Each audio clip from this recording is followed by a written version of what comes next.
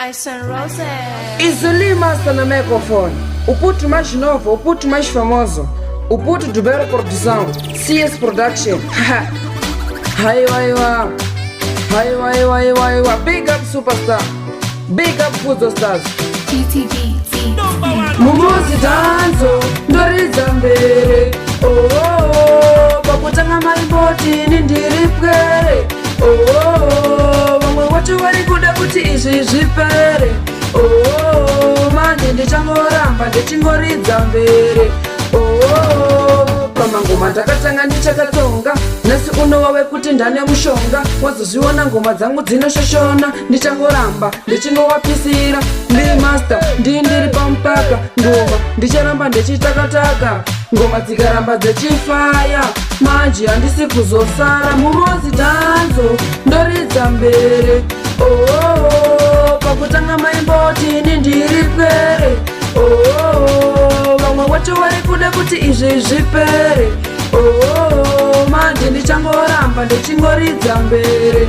Oh, mangoma acho ndiri kuita zvekubatanidza gore rino handisi kuzosarira. Ndichangoramba ndichingoenderera mberi kusvika kezvinoperera. CS batidza muchini pamangoma towavharura majini. Kubva January kundobata December ngoma ndichirova dzekuenda. Mumozi danzo ndoridza mbere.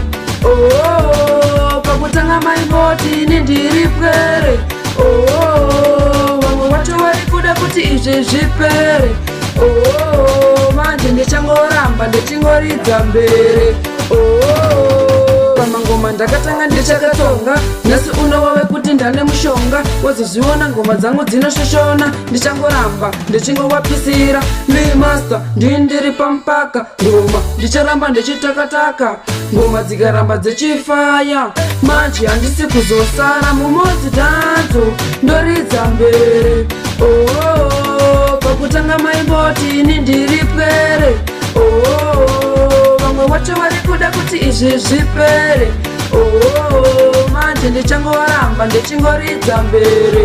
Oh, mangoma acho ndiri kuita zvekubatanidza gore rino handisi kuzosarira. Ndichangoramba ndichingoenderera mberi kusvika kezvinoperera. CS batidza muchini pamangoma towavharura majini. Kubva January kundobata December ngoma ndichirova dzekuenda. Mumozi danzo ndoridza mbere.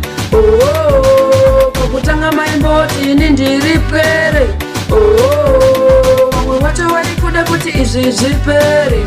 Oh, manje ndichangoramba ndichingoridza mbere. Oh, CS Production. Big up superstar.